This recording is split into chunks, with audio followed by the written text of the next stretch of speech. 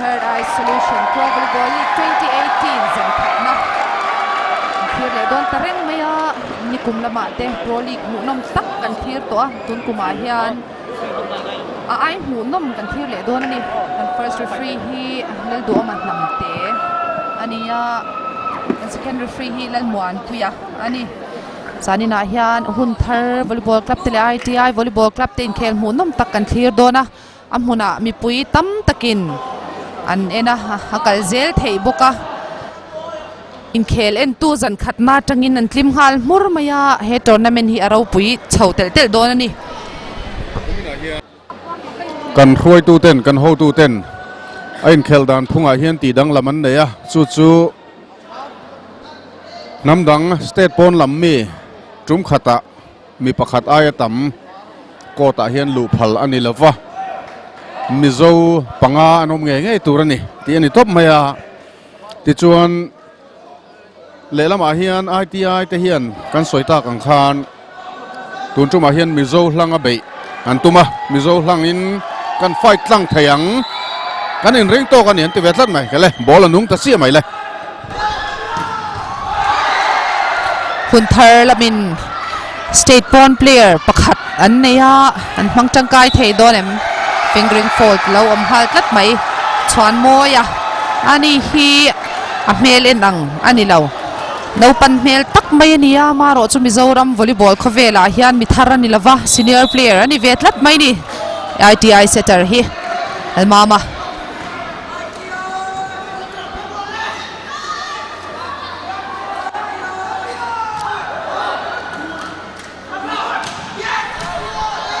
hun thar volleyball club te hian track suit mal tak mai anon ha kan hmu ani chin an in line up lai khan track suit te kha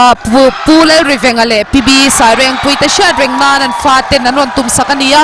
hun thar volleyball club ten lom thu an sei mol ani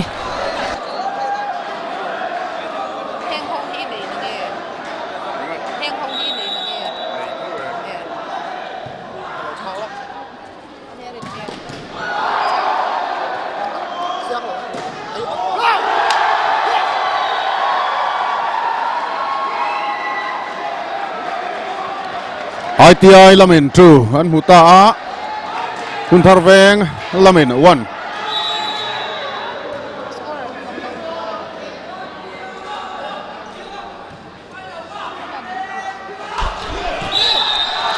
net an lo lim chho tlat mai a hun thar veng lam ITI lama nilo ITI lam hun thar veng lama lut phei rok mai asen hi hun thar veng laman nia jersey dum he ITI ani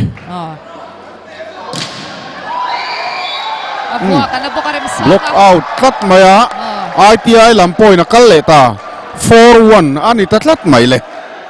mizo hlang kun thar lamin Ranvira han neya tuna hian front row aron lut chia Samson kun thar volleyball club tan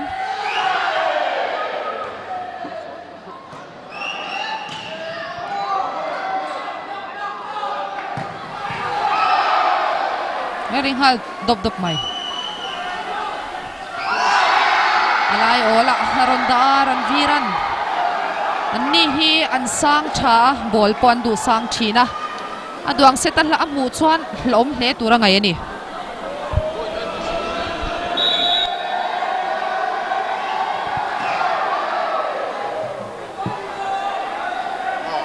ani chin khan point kan han tar sual zaba milo khathiam don nia Triol ania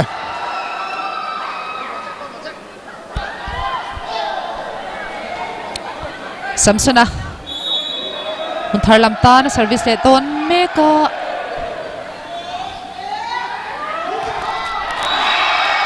nun puya backcourt tangin netabel pal hlo mai hun thar lamin point an mu chho belia 5-3 ania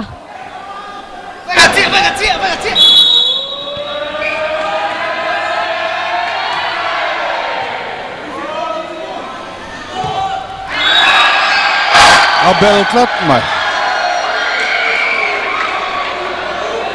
ITI lam in tan bel klat mai hun thar veng lam point ruk lai mai an hutatlat mai Samsona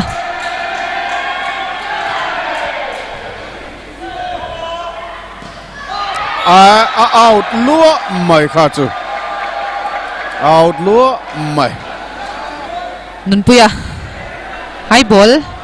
và outlet mai Samsona service sakal tuang khop maya point an lem hu chho zel hun thar lamin point am hun hem to khop mai Samsona net low fall letlat maya alo choi ani ha net an lo khoi net khoi lavin tunami kha fingering kha du thua sam lava an refiten an home hai si lava time out an kola iti lamin avoi khatnan Johnson Diesel Sales and Services tehian case company ko chuak leilai na call vibratory roller Fiat engine le thiam na sang berathuam diesel hello chak em boxi an call renge Johnson Diesel Sales and Services hian New Holland Fiat company CM tractor thaber ber anneya service le spare parts harsat na han nei lovani le hin khel kan en chho lenga kar laka kan VIP te thule la karon puang zeu thin don ani an tel lawin kan khel thei der boxi lava tro hun thar lampang hi an point sang view tamaya on la kaldika kha chu ranvira aron chetlat ma kun hle an san zeu chan ri thadop zel mai si tro bir chale ni ranvira ranvira hi Punjab lampang mi ni out lua maya kha chua outlet mai ITI lampang point kal so vele don SK 49 service vele thunga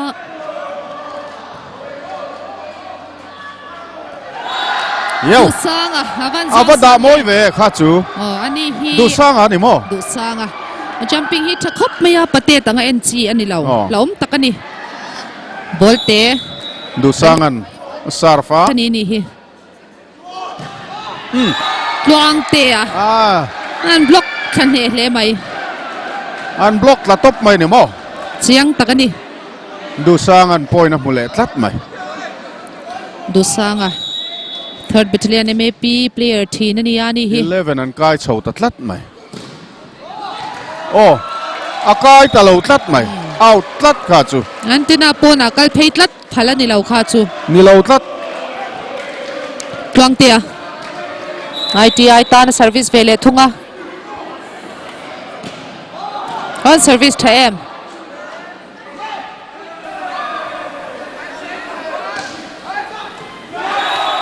adik chia mai nun puya hawan nei te renge ve au don mo ka lo ti phana au than ti tuar ni au ti tuar mai ka ol trap ani kha vot dik ti futlat mai tuang tia te view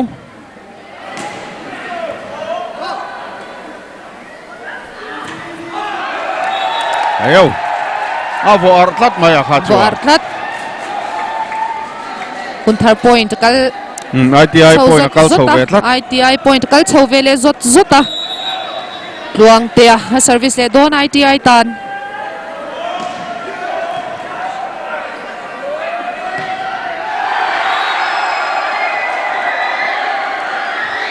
block niam zona ranviran dum thadap dap maya aduang bola mu chuan hlom thamani kan ti to kha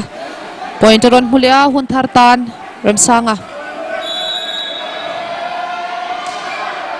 kai lo tlat mai neta bel ta tlat mai bel tlat hava duap em kha chu nun puya ITI tan service vele dona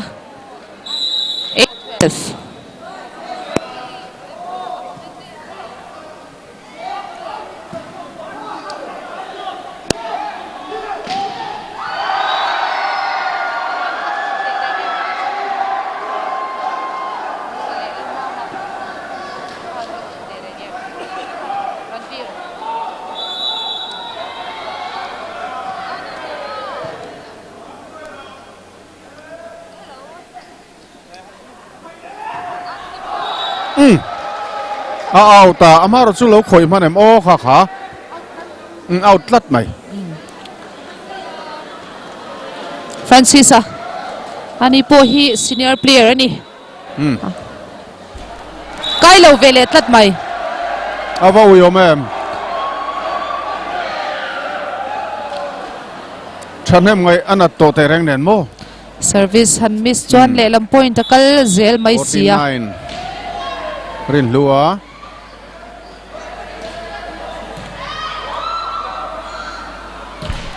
Ranvir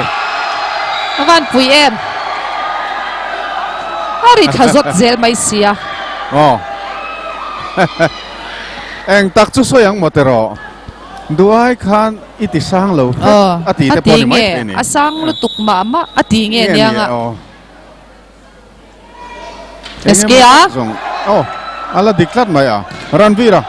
out mai Ranviran visual tlat kha chu visual ve thei thau an ni sia visual ve tlat nun puya ITI tan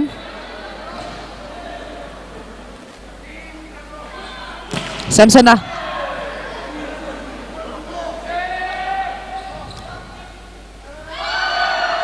Lalmama Van Ming te reng em tlat mai kun thar veng lap tan point na kal le a time out ITI lamin time out voi ni na han mang mek ani RFL Plastic hi Bangladesh company ni in chung bung ru item sang chuang an siam ani EcoSafe Mizoram hi Mizoram RFL Plastic importer ania danang thlapin Bangladesh atangin bung ru an la lu thina district sang an dealer te pe in Mizomi puiten mantlom te in phailam red aitlom zok in RFL Plastic bung ru kan lo le thei pha ta chin hani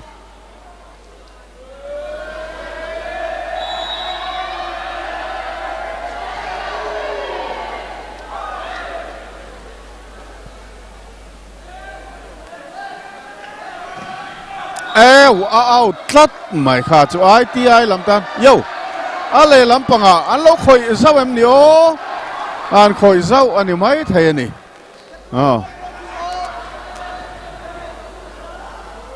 refrain kun thar veng lam pang poina petlat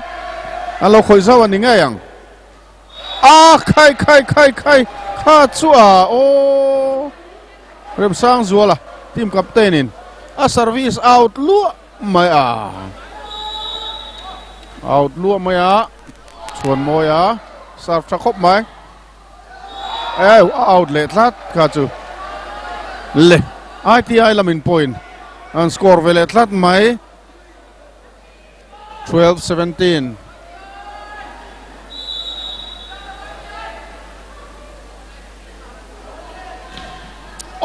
an block tha khop mai ala dik tlat mai Ranvira and block out tlat mai hun thar veng point kal le tlat 18 kai chota aba munom em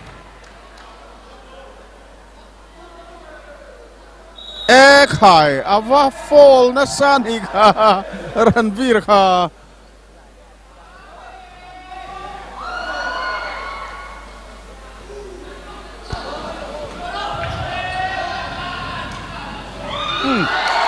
ala charman tlat maya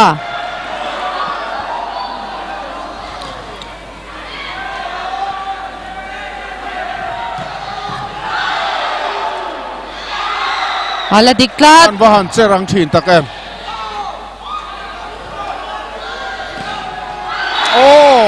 rem sanga ve ka chu tunge vo tu ka rem sanga mo ani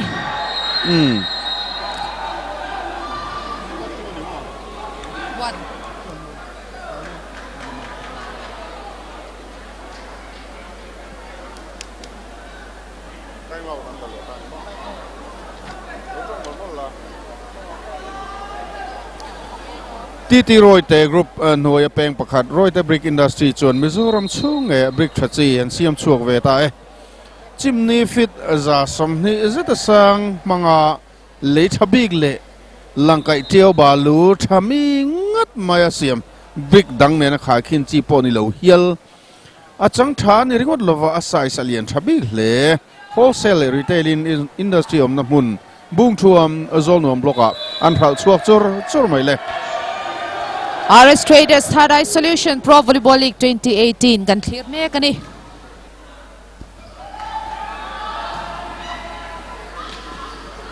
eng tin naman in let hen pheya tuang te fit khop maya ni hi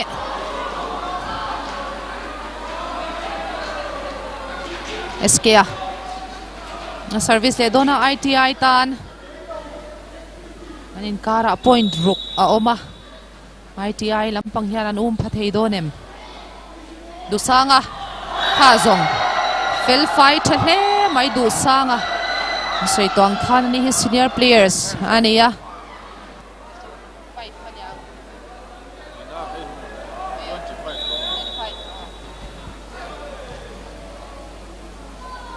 Bang tia low fall tlat maya korin lua in thun hal mola a jersey luanga service le dona 14-20 ani chauta a anin car an pot gym chauzela ITI lamin avan service thate rengem nun puya khoilut shama hai bola Ranvira la dikkat mai luang tia avada em ha chu Ranvir aron chetlat mai high ball straight in boy lutuk main 21 an kai ta hun tharveng an ni he ni kum champion khan nia ITI he pro volleyball an voi khatlan na ani RS Traders Thadai Solution Pro Volleyball League ahian anron lan na ania defending champion an machon tlat mai zan masabera out tlat mai nun puya avan ui don te rengem remsanga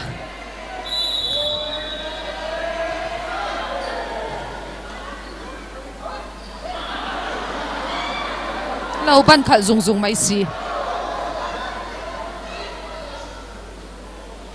ai bola nuna Francis a bola thlen pheya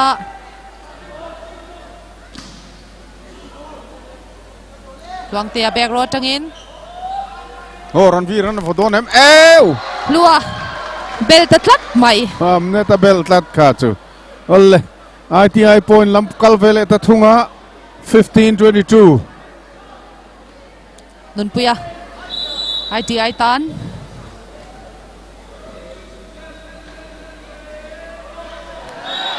kalmama Ranvir alak lo ni mo asanga aban po say aban phangang lawani akalmama ni set ITI nanum chau ve zel tlat mai 16-22 ania nun puya ha service le don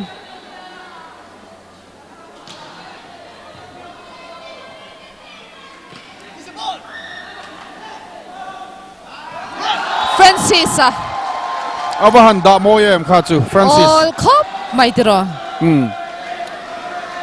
a all lies of fetlat da fu chat le mai nun puya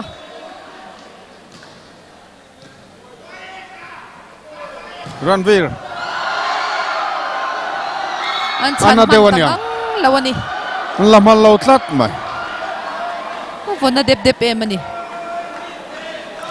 Unterweng lam 2010 kai ta tlat mai Ranvira back row oma an mang changkai theidon MITI lamin tuang tia bel le tlat netan mai bel ta tlat mai ITI lamin set point 24 yo time out hang le lokang kanon let leng hal don NADP nuaya April ni som ni atangan hi khat hian berotlang aizola Magnetic Mizoram Investor Summit nei anidona khobel mun rang atangin corporates investors policy makers le diplomatic missiona tangin anron kalkhom donania hei anga event tu tan thil hu takan nge yang berotlanga April ni som ni atangan som ni pakhata chu tiang program poi mo chu NED pin hoya bo sai ni don ani kan lo let leta 24-17 Ranveer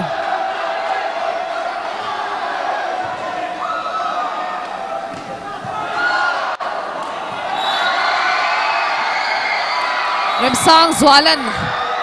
Votladop maya tikhan first set chu hun thar lamin 25-17 in nan lata hamaro chu best of 5 set a khel turania chakjok tura soi theilawa reilote kan cholanga RS Traders Thara Solution Pro Volleyball League 2018 akan lo let leng hal don ani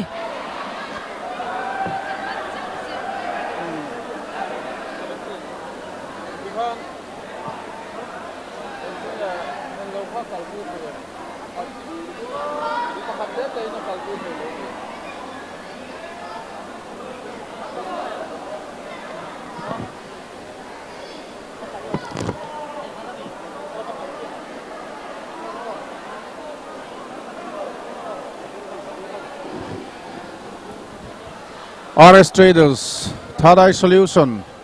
Pro Volleyball League Asani Sompariat Zanina Abultan na ronin tum masaberte hi Huntharveng champion lai Nikuma champion defending champion le ITI Veng Pro Volleyball a kan voi khat muna an voi khat luna te aronin tum tlat mai ania amaro chu amunom hle mai khati khan best of 5 turania voi khat na ama sabera khan Huntharveng in an la a avoin hina hian ITI lampang hiang tingyan on chet don ti kha thira chak om ta hle mai ni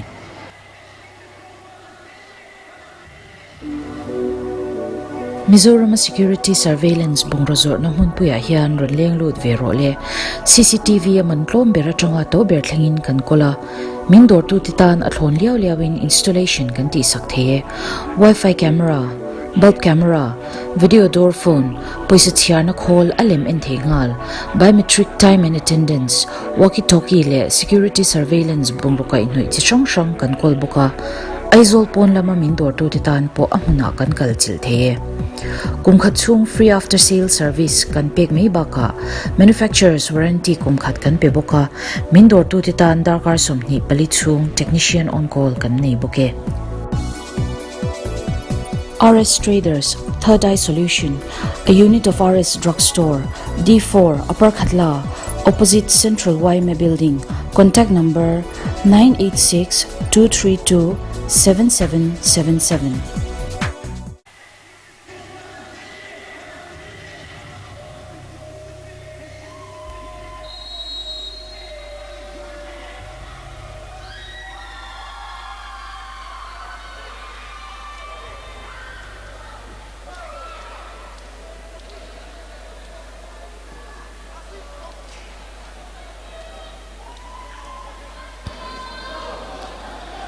RS Traders Third Eye Solution Pro Volleyball League 2018 zan khatna kan lo thleng le ta a second set tuna hian kan thlir don mek a tira tanga en lo kanom takin jersey dum ha te hi ITI Volleyball Club te nin jersey sen le avar tial ha te hi Hunthara Volleyball Club te anni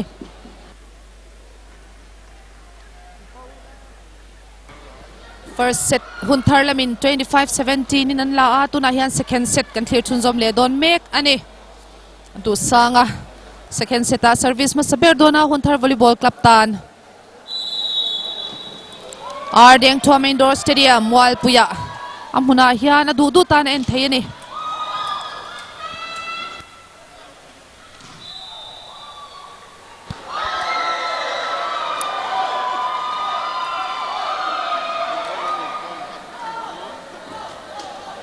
Hunthar lamin first point an muleta first set la to zo kan nia second set a chuan ron phur dona ITI lampang hian eng tactic nge non man don eng tin nge non khel chho zel don Ranveer bel tatlat mai net Ranveer net bel tlat mai ITI 1 Huntharveng 1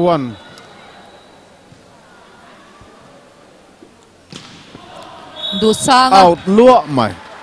vo thui hle maya vô thui mà nè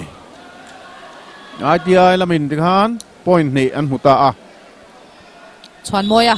set khat na setter. hlowa set ni na chun lak ngen tum tlat ani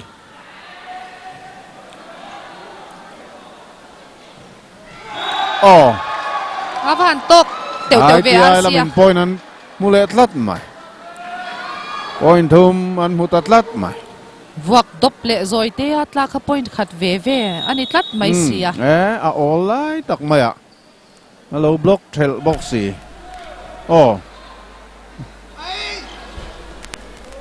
ala kaldik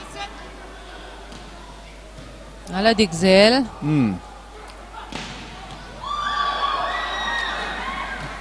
atangkai turangin ranvira kun thar lam hian an la chhor tangkai chi lo deuh em ni o ti thei awana em kha chu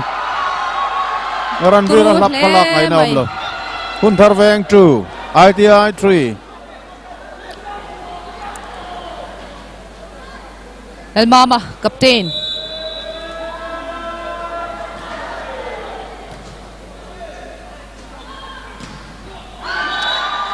luang tia van vot thate reng em a vota khop mai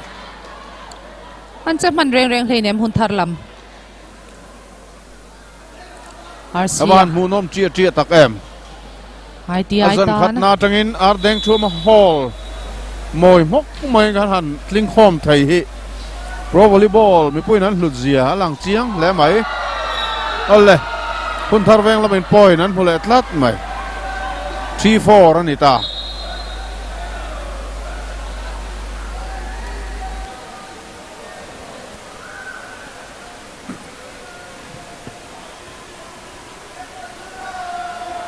Norem Sanga Sardona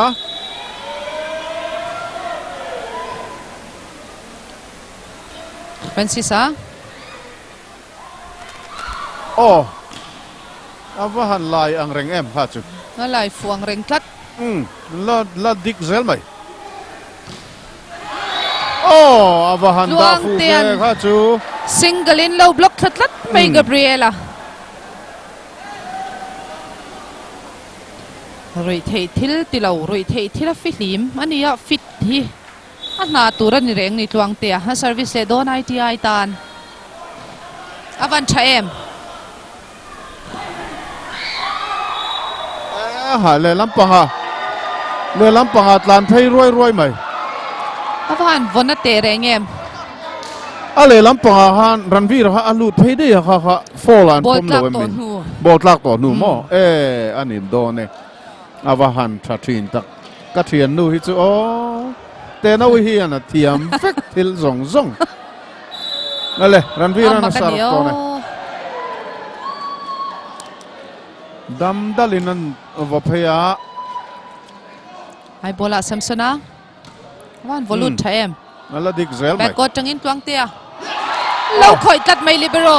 an libero in alo la fu lo tlat mai ha chu ala fu lutuk nge ala fu lo lutuk zok ni a biak chum zawa ani libero mizoram mina kan nei chuan a thapol ani a bi zeta hi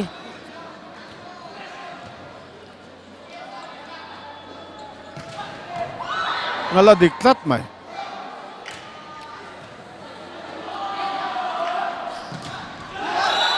kai lo tlat mai an vahan block try em kha chu Gabriela fa kai lo le tlat mai nun puya service le don ITI laminan lead tlat second set a ITI 7 Kuntar Veng 4 Samsona Tuang te a futalo han kai ta se hun thar lam chun boy ve na kanga idea chu thale mai luang te na nam thleng lo tlat kha chu Gabriela hun thar tan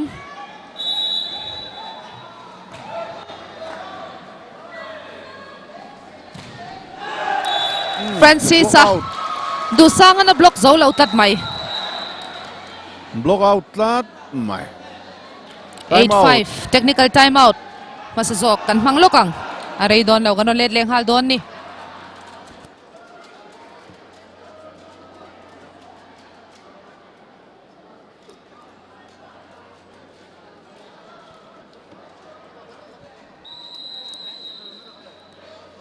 D3 Extreme Fitness Gym kulikon fitness equipment sikim omna mun certified trainers te enkol na nuaya ania sauna and shower facilities kim thlap an nei ki fitness goal azira personalized fitness regimen buat sai thlap lopan veng che D3 Extreme Fitness Gym kulikon Now let ta Thar point aron hu bela Samsona Thar volleyball club ta na service 8-6 ani kai chia avan van nei em avan vo thate reng em nun puya Samsung na serve thate reng nen ron service kai chia nia let le ro khachu tiang li thai phaise su le lam khan boy le don ni mai avan olem kun thar veng point kal vele tlat avol diaw em du sanga kun thar volleyball club ta na service 7-9 point nen thau ka lo khop maya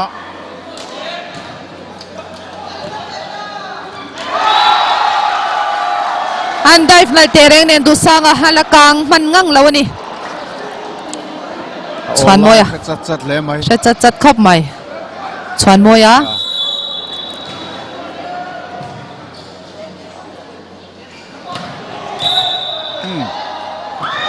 Nedan lo fall cut mai ran vira hian a duang ball alam hulo ti siata maro chu ama hian a thlin e ma ha volu thei sham zel zoka a duang ball hi alam huchi alawa angkhop mai ran vira ram sang zuala captain antileto hatiang khala ka har hun thar lampang hian an ching kat khatia ti kha ITI lamin time out an kola han coach hi haram ro puya hani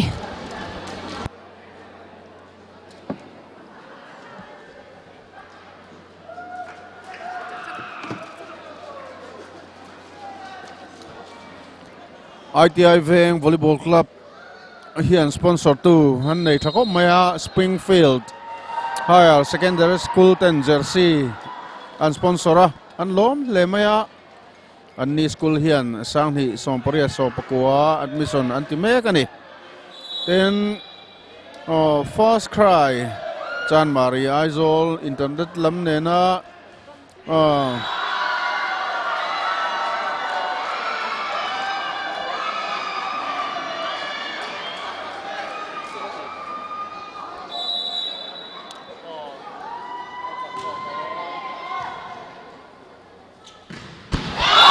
Ranvira wan pui nem RCN votlang zo lo that mai kun tharlamin point anon lead chawle ta first set la to a second set ITI lamin an han lead deu chara anon lepel le ta that mai hun tharlamin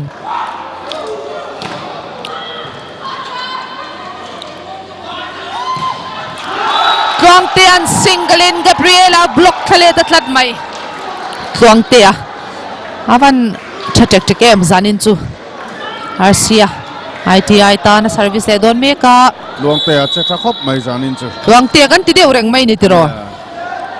changkai khop mai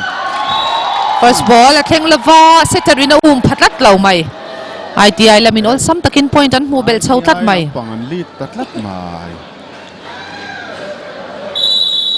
Arsia kun thar hi kan soita kan khan nikum sang hi sang pasari champion han nia maro chu ITI hian champion an ni kha an ngai tu lo ni na lang champion an ni le ni lo lam an ngai to lo tlat an khel mi mai ni hel mi maya hei ranvira tak thelo ni hi zanin chu nge omzia sanga ball an pethalo nge nia rem sangan vothale dop mai un tharlamin point an hule a malam tlara Ranvira omta a nghe ni hian an don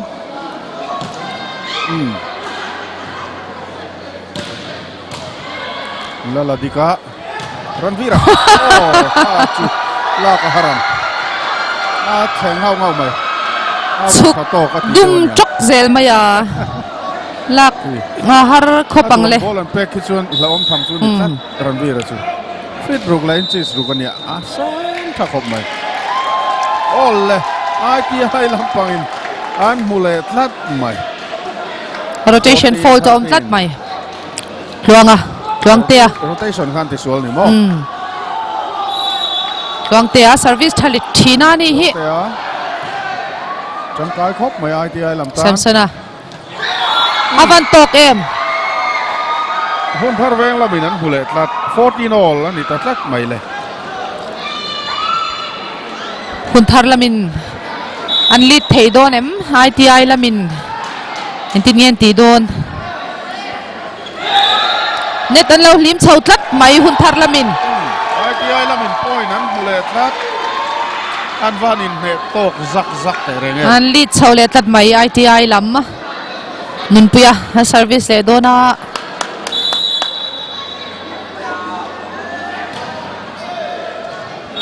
out tlat mai Out. kha zet su ava uyom ve anui khopang le Gabriela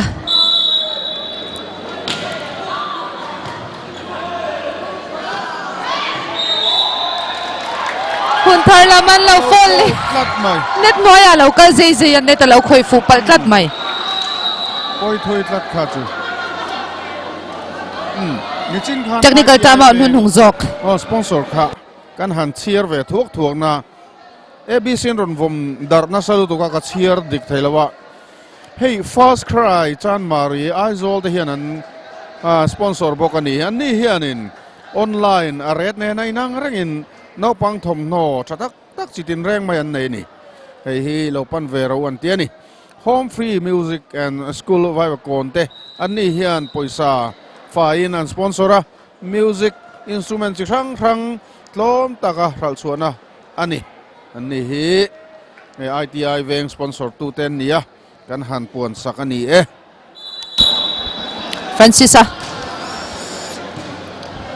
second set anian tang khop du sanga alak thatte rein en lo fall tlat mai vanu yomem ITI tan Samson Viel chan chua service don hun that tan and clear make he RS Traders Third Eye Solution Pro Volleyball League 2018 ani awahan sar mm khatiang khan ching tla thun thar yan zanin chu an voi thum ti na nan voi thum ti na ni der to kai chia liam nok ala ka har lu tuk bang liam chia ti fo chi chu ni lo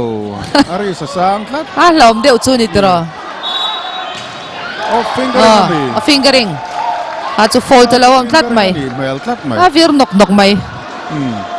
han ring hal tuar zel mai sia kan referee te hun puya 17 all anin he tok le kai o lo koi thatop mai alo ke thatop mai a kha chu nun puya ITI volleyball club tana service le don 18-17 ani le der to mai an lit le tlat mai ITI lamin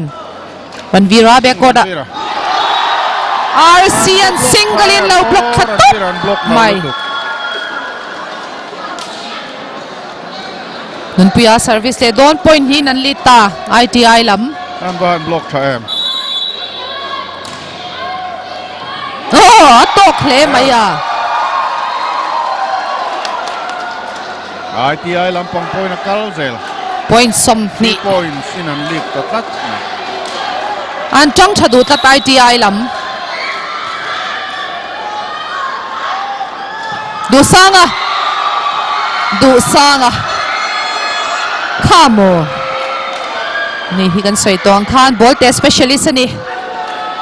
warang te rengem service khaldona 18-20 hai bola tuang tia Ranveer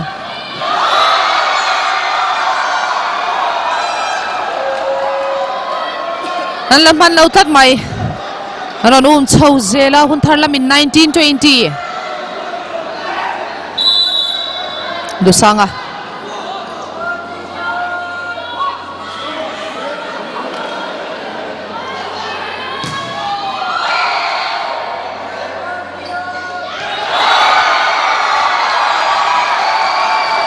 Khatsu ball kuta keng rei deu mama ni ball atang hia ball hi kuta tang hia na chhuanal fel fai taka chhuanal hi angaya avahan phakar thiam ang reng vekha chu an referee te hian ham tur chin hi lo thiar ve thap zel mai sia Ranveer Khazong an na lo tuk kha chu aduang ball an mui chuan aduang ball an pek chuan Ranveer a hian a hla meu lo Lari thazot zel mai sia 2021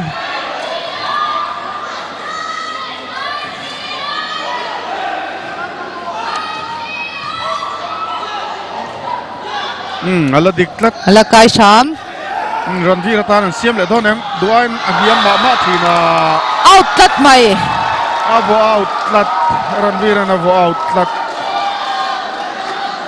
ITI lamin point ni inan lead lea 22-20 ani set khat na kha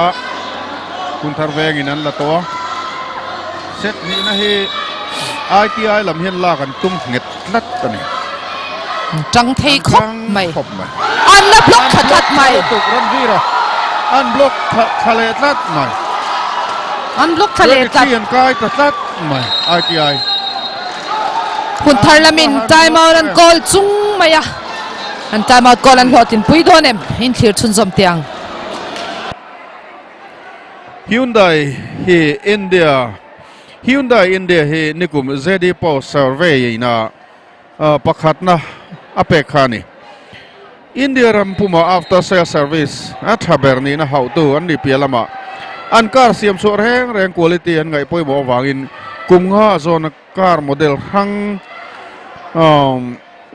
asiam chua India Cars of the Year hau thei company an ni lo let ta avan tok te reng em point anon hu chho velia hun thar lamin substitution an siama Gabriel an la chuaka rin hlua han dalut lia hun thar lamin ram sanga service zona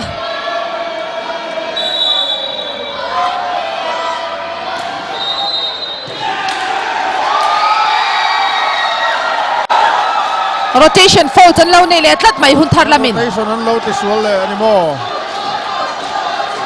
set point an hu ta tlat mai ITI lamin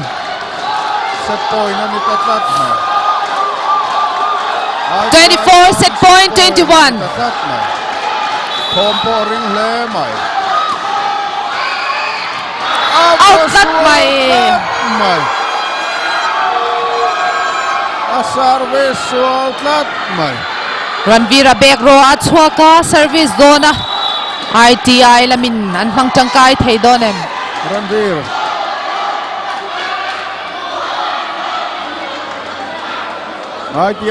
Aitan set point ala ni thau mai olle ITI in set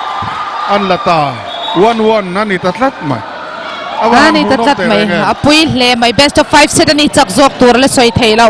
an clear make here Traders Third Solution Pro Volleyball League 2018 ani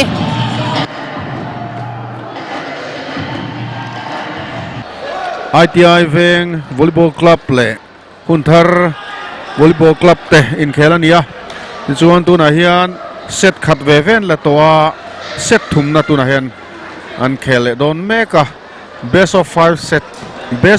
set turania voi khat ve ven la toni jersey dum ha te hi ITI hania jersey sen ha te hi hunthar veng an ni kan soita kang khan hunthar veng hi nikum sang ni som pasari khan champion han nia ITI te ro hi chu pro volleyball a hian an voi khat ronin lan na ani an voi khat qualify na nia chu ti chung chuan an konfi hle maya mizo hlang an nia state pon lama tangin chok luan nei lo chu ti lai chuan hun thar hian Ranvira Punjab lammi an laluta ani he zanina hian an mang tangkai viawa he aya tangkai hian lamhang thei tur chuan niama ro chu Ranvir tan hian ball hi adu thu sam an pelo deuh thinem nio ta kan lo ti pui ve mai maya tu tiang chu ania poni sela an khel amunom hle maya en tu po hola hian an thanem hle ni zanina hian zanin hi avoi khat na zan ma saberania pro volleyball league sang ni som pariat zan ma saberani chuan pathian ni zana kan cholanga thotan kan chol lenga abak chu zan all om lovin zan tin dariata LPS una hian kanon live zia don ani ole hun thar lamin tu ITI 1 lo ni le tareng maya an block thakop mai ITI lampang an te full atlat 2 all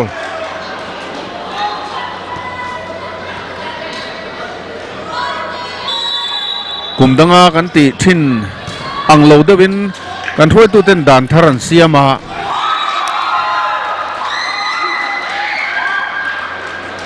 tum khata hian state pon lammi namdang he pakhat bak atam pakhat ai tam lu phal ani lawa mizo player te hi ko ta hian pangan om nge turani tiani tom maya chuwang chuan namdang han chok lu thak po kha at sot te chiam lawani le hun thar lamin an hule thlat mai 4-2 ani ta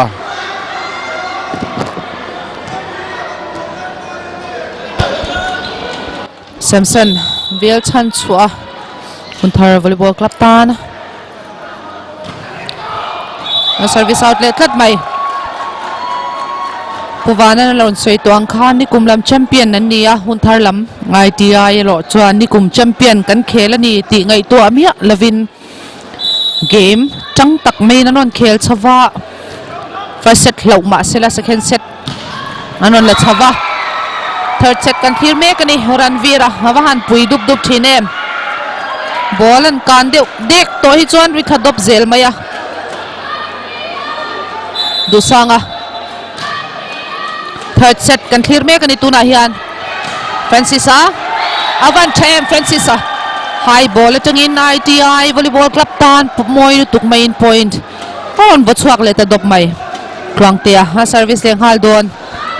an soi tuang khang kan thlir mek hi RS Traders Hadai Solution Pro Volleyball League 2018 ani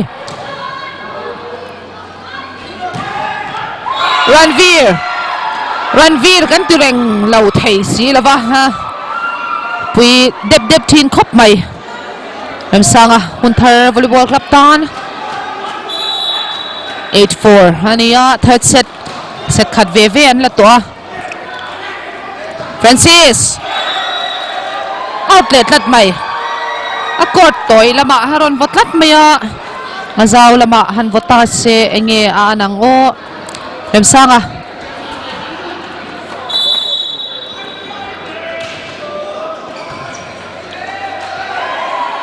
awan ron choi chuak thate rengem chhuan moya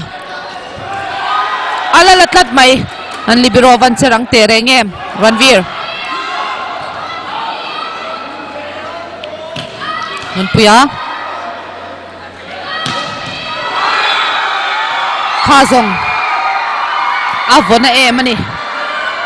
tingai na om lavani first time out technical time out han mang lok anga rei lo te kan cholanga puwanan han mang tangkai le lok sela kanon let leng hal vat don ani mas thachunga Hyundai car leita hena heng modela ta hian discount thatak pek ani ion a leita tan cheng singli lai mai discount ania ten Grand i10 singthum le sanga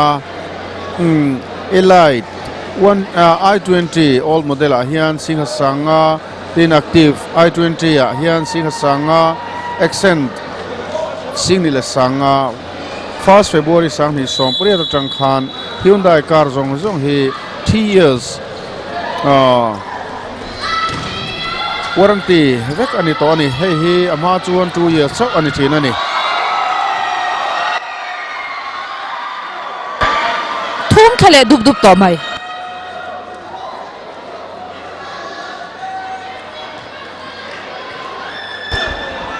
em sanga third set ania best of 5 sets khel turani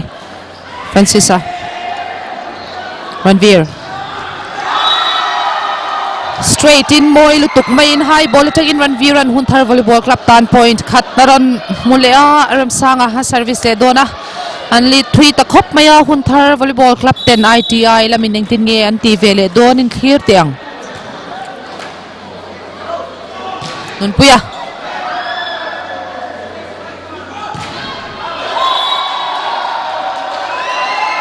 block out lat mai an block out lat mai rem sanga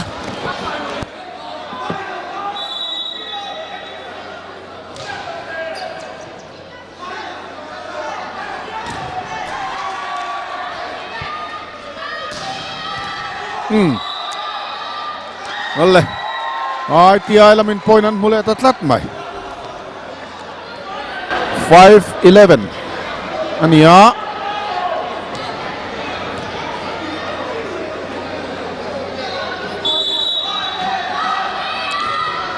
team captain Nun Puyan thattakina sarfa yau kha chu lak harani ha Ranveer chatlat mai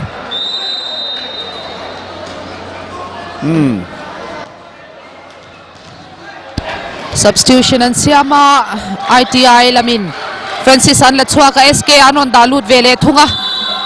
SK an phangchang kai theidonem hin khir chun zom tiang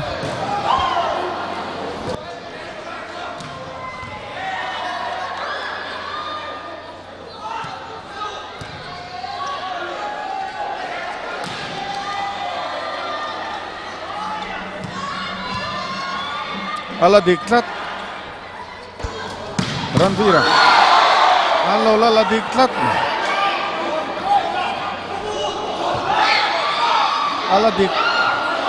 ala kang diksel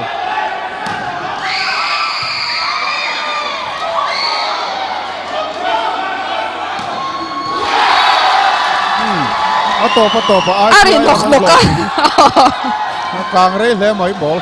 awan mu nom ve awan tru em mu nom rep le mai ITI lamman van nei ta zoka SK an service ngal don point difference atam deuh leka ITI lampang hian ron chho thei don em rin lua ava pui dup dup em du sang a front row aron noma Samson ang boka ram sang zwala nen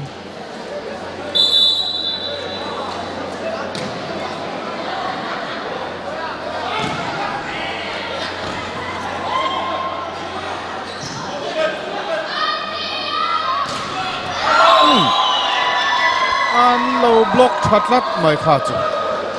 kun thar lampang point kal vele ta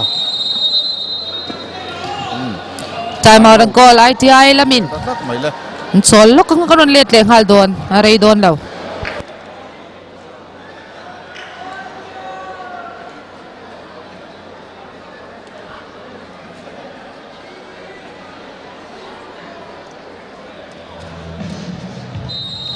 NADP chuan Mizoramin mason na le changka na kong azo thainan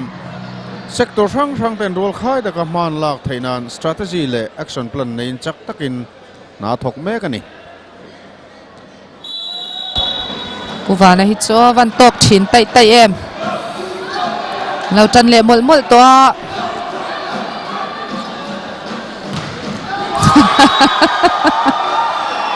avan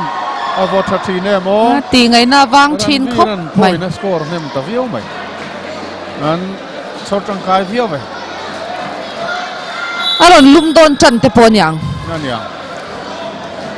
kun thar veng an fal so ta view me ya kun thar veng la poi na kal le tlat ma van nei khop mai kha chu out don a sin male technical time out vai ni na kan mang le lo ka nga ka don let leng hal don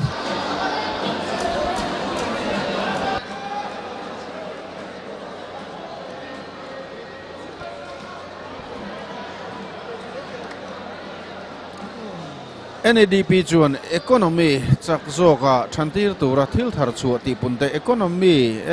employment tam zok siam chu te ram sum din mun ti changtlun te sum don na kong ti mason te mi puida ta na sarkar rong bol na alo that zona tur kong ro man le chak zok bot sai atumani kan ram economy a mason na mitin theng thak si ro man hi atum berani 16-6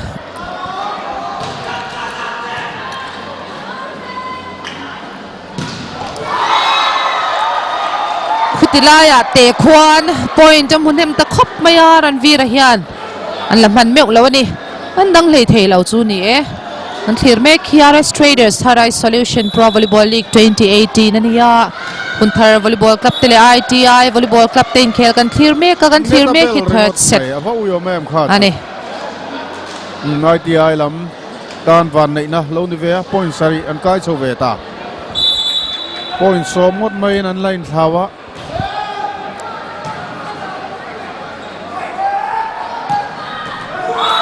Sansona avan tok te rengem kau me na 18-7 Ram sang zwala lalma ma captain Punthar Volleyball Club tan ITI lamin substitution an siama setter anon thaka chuan moya ha chua ka Moses ron luta game on thak danglam theidon em min en tiang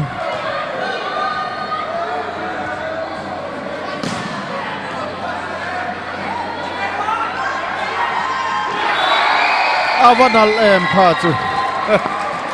Bawra ka cham rei thei hle mai ar sia pui hle mai ITI 8 Punthar Veng 18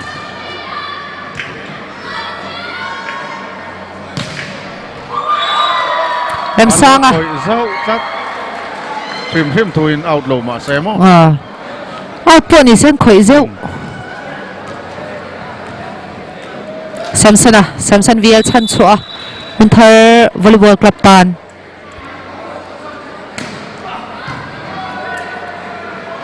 nun puya hai bola blocker pathum manuma Punthar lampoi na kal le tlat ma ti ngai na wang hle mai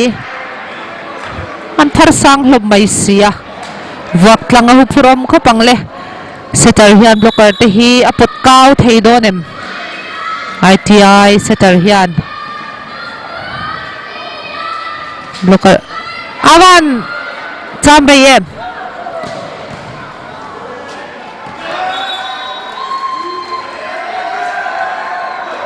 ITI poi na kal vele thunga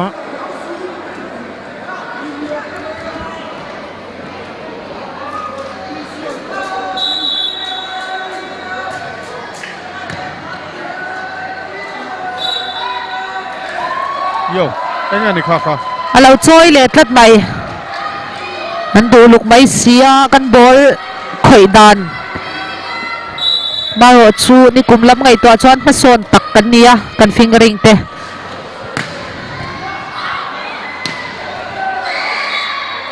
ala dika net an lo for tlat mai ITI lamin ala dika makati halo dik lo ITI lamin an lo for tlat mai do sanga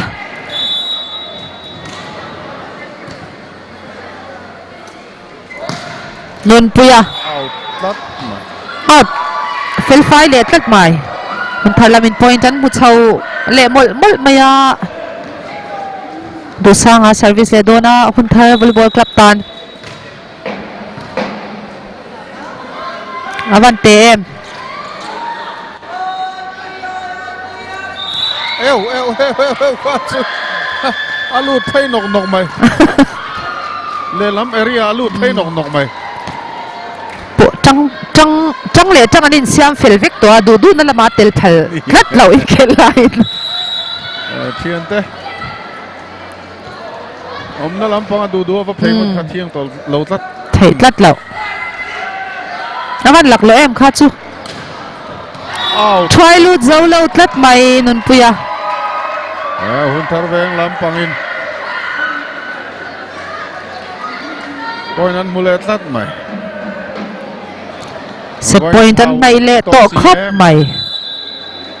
an sanga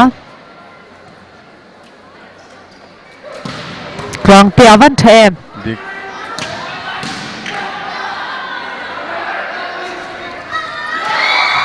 ole lúc cái này nó khơi rượu mấy xì lạc lò dầu vét đủ sang bàn tlat mai Min Pia service về lệ thung đó na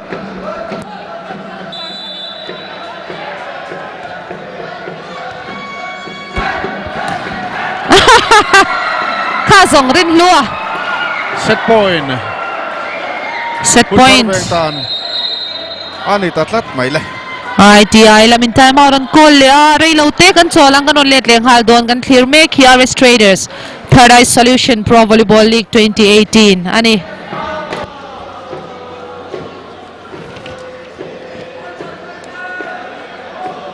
Johnson Diesel Sales and Services ta hian case company ko chuak leilai na khol le vibrator roller Fiat engine le thiam na sang berathuam diesel hello chakhe me boxi an kol rengania Johnson Diesel Sales and Services hian Holland New Holland Fiat company siam tractor thaber ber an nei bok ani Ranveer set point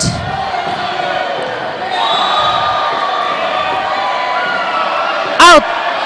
apart lat mai ITI veng lam point akal tlat out apart lat mai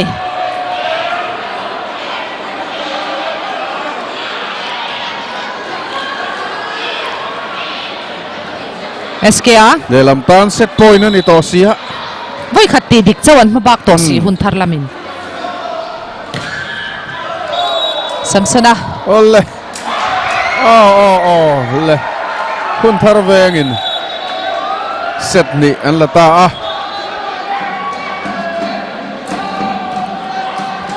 first set le third set an la hun thar lamin tikhan 2-1 ania amaro chukan soitong han best of 5 set a khel tur ania reilo te kan cholanga fourth set kan clear chunjom leng hal dona an clear me KRS Traders Third Eye Solution Pro Volleyball League 2018 ani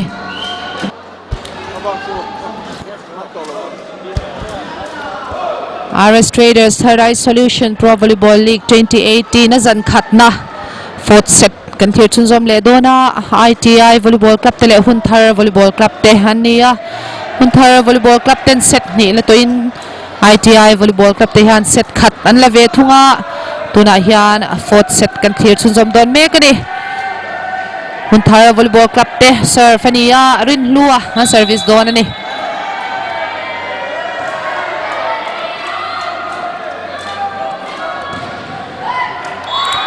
out cut mai all to all a try lut zo lo dewani first point an hua Hunthar lamin rin lua ha service leng hal dona set ni la to zo kan nia Hunthar lampang ITI lamin an tin nge an ti don SKA van thaem kha chu lakman ngai na om lo arang em ani chon moya setter ha service vele thung dona ITI tan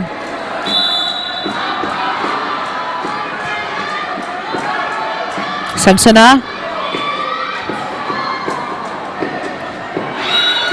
ala dik man lo tatlat mai Hunthar lam point kal vele thunga rem sang zwala a service vele thung don ni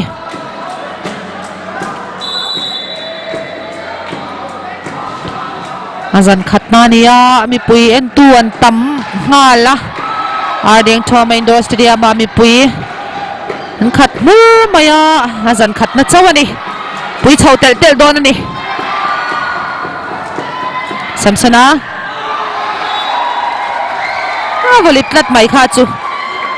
Samsona ITI lamin point an mu bel lea chon moya ha service vele hal don ni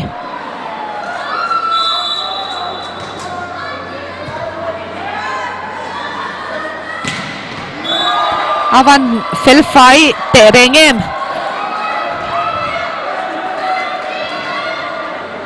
tharlamin point an mu lea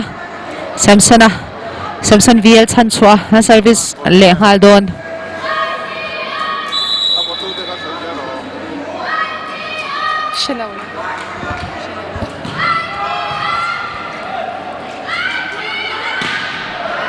ava vo 3M kha chu nun puya ava fu lau ve tlat mai Samsona service le don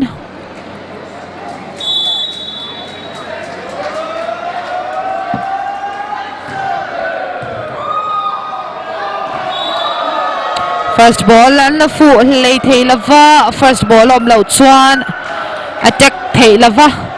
first ball atanga anu lukanga ITI lamin hun thar veng hian chu an la to ITI in one hun thar veng hian an lead ria maro chun point a line thlau lova hun thar veng hian tun chu ma hian an lak chuan best of 5 khelangai don lova an tlang zanina tan chuan an tlang chho don ti na ni ta ni munom khop maya en tulam pok an tranga au thom po ring tham ham thin khop mai substitution siam an tum deuh em ni tilai hian rotation an han siam rem lok ani ITI lamin rotation hiti full low chuan elam point a kal top ani ma kal top ani mai ti sol oi mialo ani a Samsona du na lai lo ace surf ani tat mai maya kha chu pui dep ve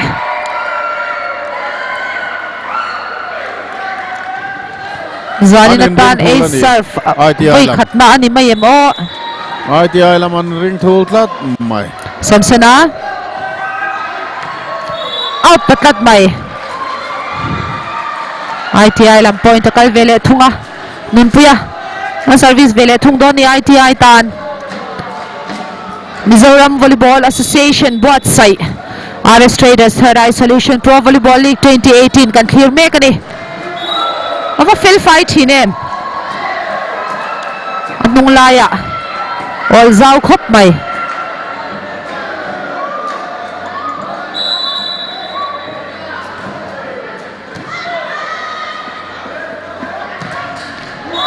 blocker pathum kun thar point kal chho zot maya 8-3 ani tatlat mai technical timeout masazok kan lo mang le lokang RFL Plastic hi Bangladesh company ni in chung bungro item sang chuang an siam ani EcoSafe Mizoram RFL Plastic importer ania danang thlapin Bangladesh atangin bungro an lalut ani district thang an dealer te pe in Mizowi puitan mantlom te in phailam ret ai tlom zokin RFL Plastic bungro kan lo nei thei pha ta ni polythene bag in kanram ati chezel turvenan EcoSafe Mizoram chuan kanram chu nge a paper bag an siam chuak chur mai clear le pot mai teng le 8-3 lai mai nia point difference tam yo ole ITI laminan bu ve ta hlau mai 4-8 ania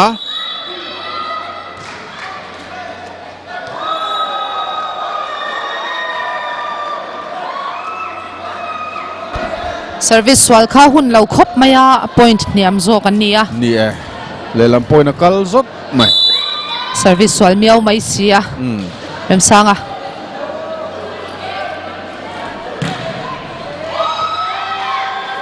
ladika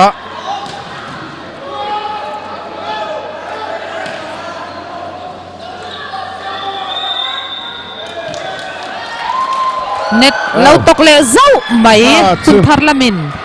le lamin net an lo khoi ani mo ITI tan van nei na ani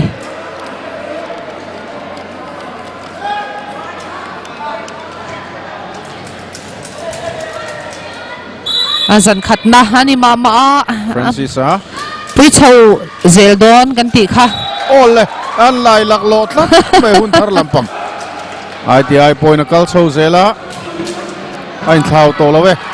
ai karan pot zim chau ve zel tat mai ITI lamin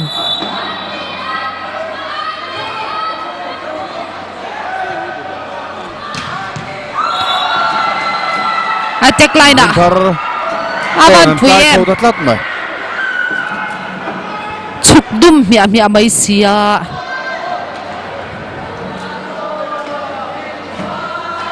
Banvira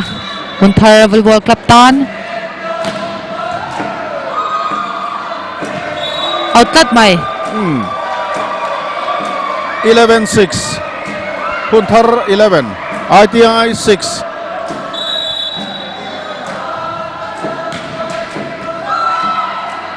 Ngabadik chia CM an laladik ITI lam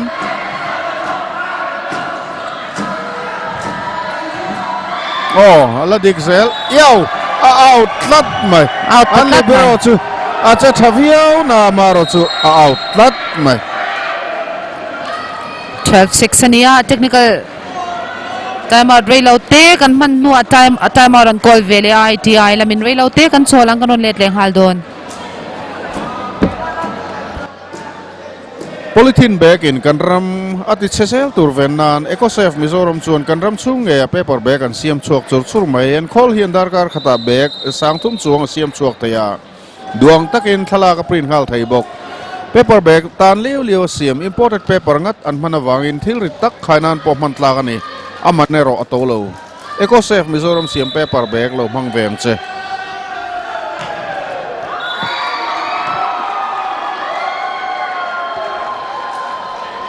Netabel tlat mai kha chu hun lo khop mai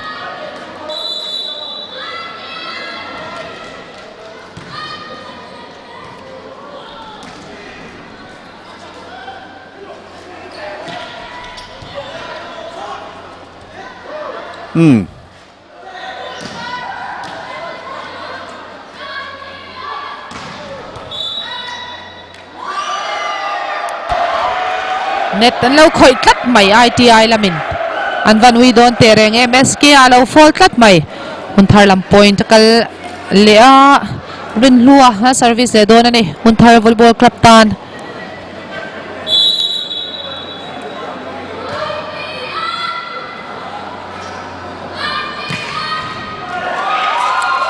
nun puya avon na lutuk ringot Ranvira tan po lak dik ngai na umlo an block full of ITI lam point kal ya chuan moya setter a service le mek ani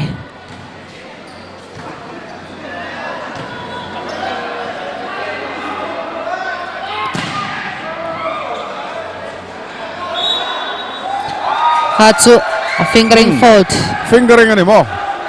ham le tlat mai fingering fault ani avirunok kha an phal tlat lo chuak Koi fel vir final deuh kan phal lo. chuak fel final tur ani mai ni chan moya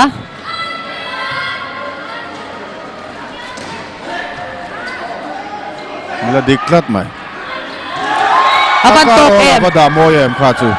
nun puya fu chai hle mai chuan mo na serve dona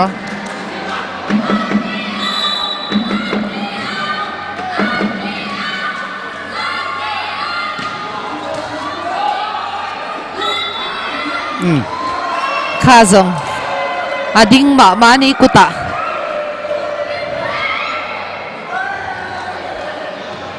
anin car point li oma hem sang zuala lalmama captain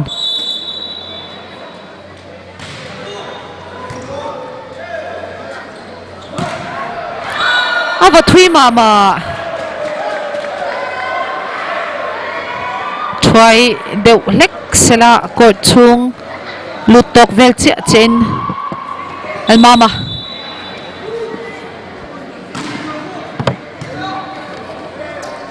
te mama thin net alor phatlat lo thina 16-10 ania technical timeout nung zok kan lo thleng le tatlat mai rei lo te kan cholang kan on let leng hal don RS Traders Tharai Solution Pro Volleyball League 2018 azan khatna kan mang me ka ni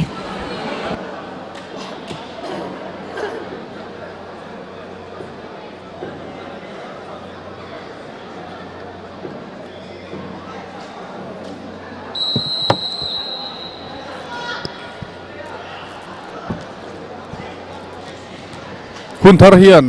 set hian la to ITI volleyball club te hian set khat an la to thunga tun din huna hian hun thar an lead meka enge nian an zel don game boro kain thak thut reng thei thowa chuwang chuan chak jok tur riat soilok ngot thei ni lo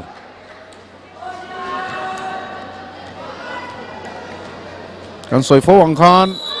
ITI hi Pro Volleyball League hian an voi khat ron in lan na ania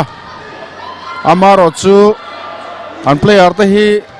senior player chuanom tak tak an ni hloma an pumrua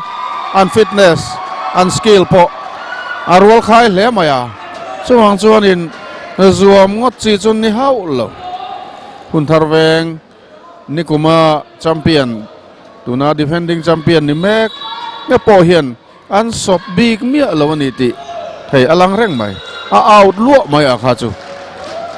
out luo mai ITI lampoi na kal le kau mai le nun puya service le don ITI tan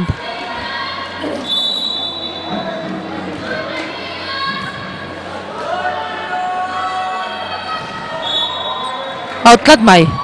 hello fault anymore out top mai ni tu out kha chu anymore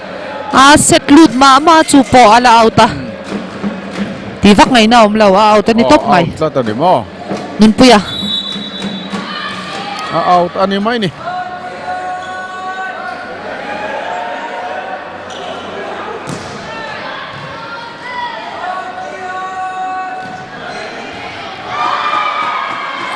an chan thei tangang lo kha zong a harani Ranveer at Chefule atlat mai avan nei thei khop mai dusanga a service zona hun thartan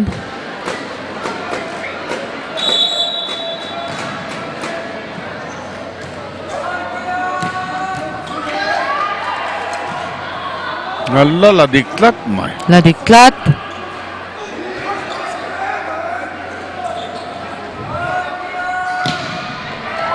out lat mai an hun thar lam point an lo khoi tlat mai ITI lamin lo ani hun thar lam point ta kal le a dusanga na service e don anin khau na athui le ta deuh hleka nun puya van thate rengem hello block man zewani block out block out an shatin chai em soi dik let lat block out lat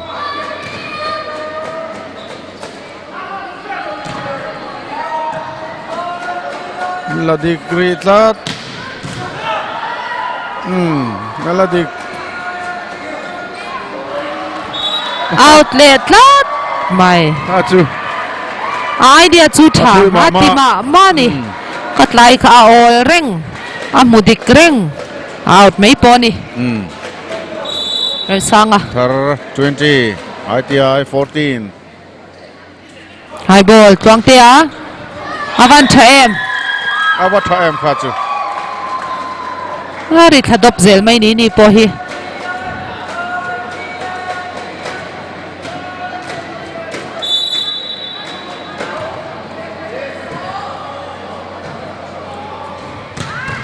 khaya mai kha zong 21 alo dong tu ni kha van doi thak le ki kanga ITI 15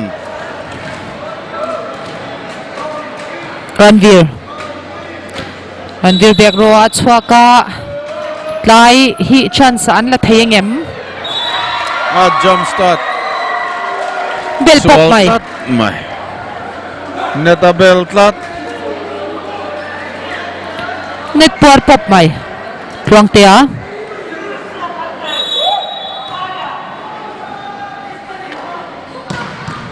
Avana em, avala trasi em.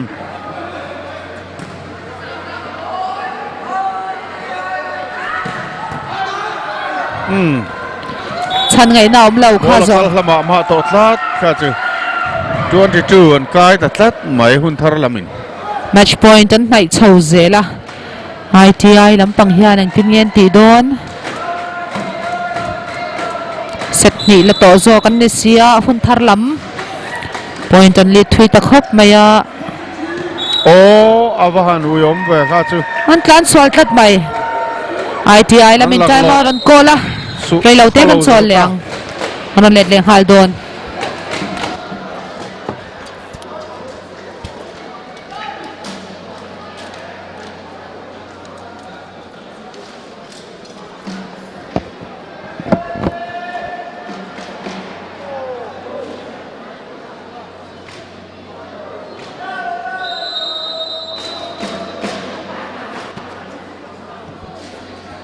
D3 Extreme Fitness Gym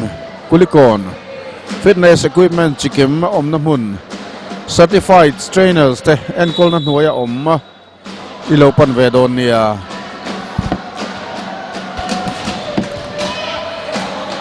hun thar 23 an ni to a match point nai to khop mai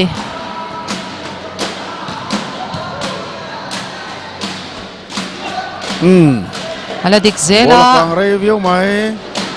nun puya Oh outlet mai match point point na ni tatlat mai hun thar veng tan zan masabira hun thar volleyball cup Set tele ni ITI an na to. te match point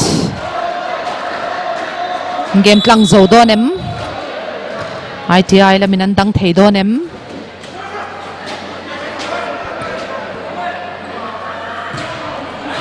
Oh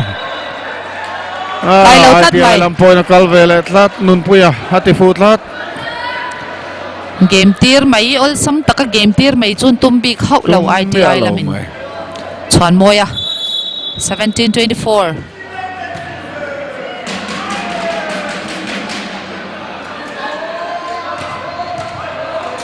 an la dik vele zela